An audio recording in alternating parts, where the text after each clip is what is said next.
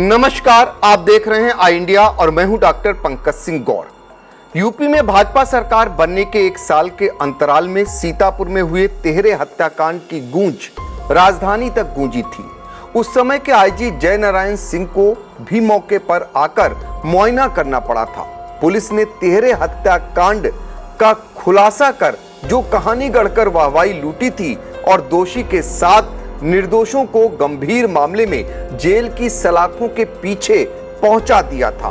6 साल बाद अब उस मामले में न्यायालय से दोषी को आजीवन कारावास की सजा और निर्दोषों को न्याय मिला है।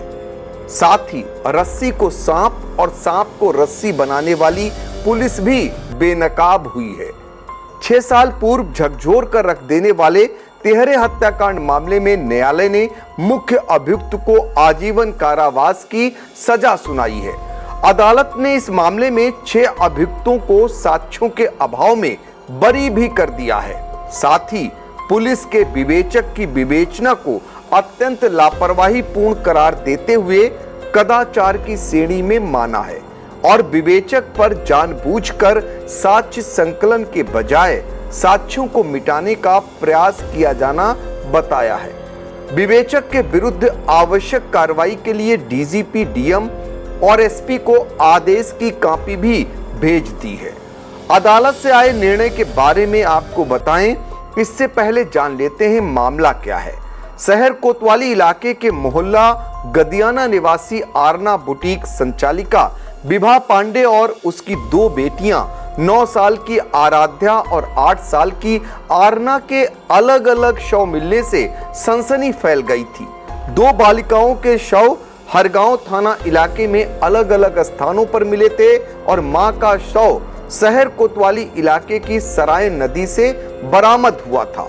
14 जनवरी 2018 के इस मामले में मुख्य अभियुक्त नवीन कुमार गुप्ता पुत्र विजय कुमार गुप्ता निवासी आवास विकास कॉलोनी समेत 6 अन्य को पुलिस ने अभियुक्त बनाते हुए जेल भेजने की कार्रवाई की। इनमें दिलीप शर्मा पुत्र ओम प्रकाश शर्मा निवासी भवनपुर नेपालापुर, जुबैर पुत्र इम्तियाज निवासी महमूदपुर, राहुल पुत्र लल्लू लोध निवासी आनंद नगर, पंकज पुत्र बिशुन कुमार रैदास निवासी गणेशपुर, मुकेश पुत्र स्वामी दयाल लोध निवासी रामपुरवा, राजेश पुत्र चंद्रभाल लोध निवासी गुजरा शामिल है।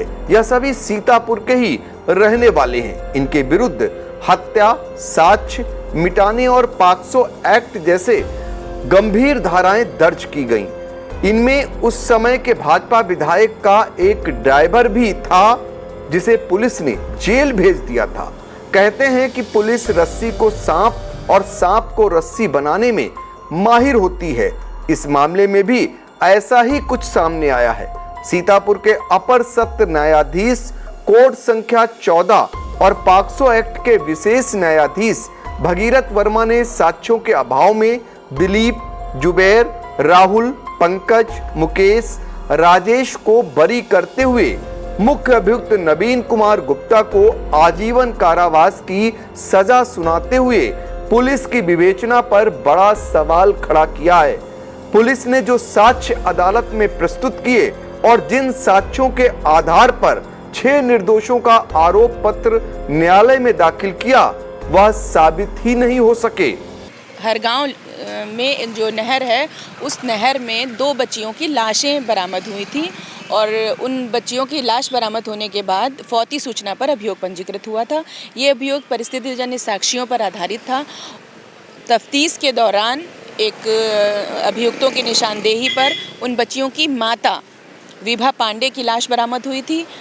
उसके बाद जो है माननीय न्यायालय के समक्ष उसमें साक्ष्य संकलन के बाद माननीय न्यायालय के समक्ष आरोप पत्र प्रेषित हुआ था, जिसमें आज जज साहब ने सजा सुनाई है। इसमें मुख्य अभियुक्त नवीन गुप्ता को आजीवन कारावास दिया गया है और शेष सभी अभियुक्तों को माननीय न्यायालय ने दोष मुक्त कर दिया है, जिसमें ये चूँकि मामला परिस्थितिजन्य साक्ष्यों पर आधारित था और इसमें कोई भी अन्य अभियुक्तों के विरुद्ध अपराध कारित करने का कोई मोटिव नहीं मिला और परिस्थितियों की कड़ी से कड़ी जुड़ने में अभियोजन को असफल साबित दिखा करके माननीय न्यायालय ने दोष मुक्त किया है। पुलिस ने दौरान विवेचना इतनी हाई प्रोफाइल मुकदमे में जो लापरवाही की है, उस लापरवाही को ही इंगित करते हुए माननीय न्यायालय ने इन्हें छोड़ा है।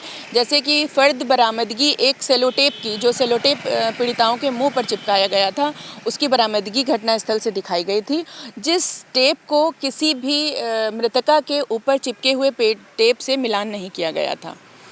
और दूसरा बिंदु था जो चाबी का गुच्छा विभा पांडे के घर का बरामद किया गया था अभियुक्त गणों की निशानदेही पर।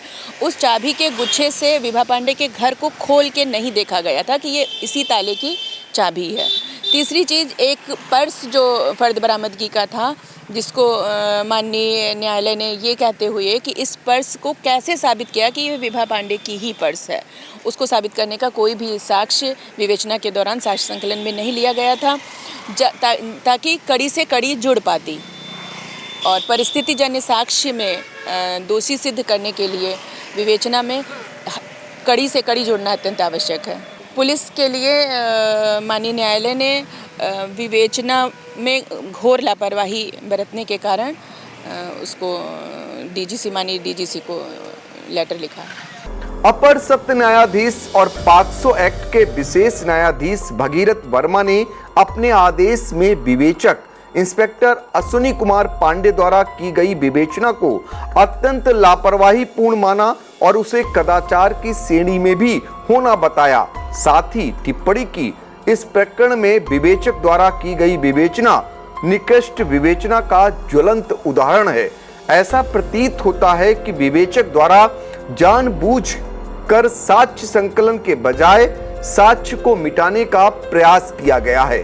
इस मामले में आवश्यक कार्रवाई के लिए आदेश की प्रति डीजीपी और जिला मजिस्ट्रेट साथ ही एसपी को भी भेजी गई है।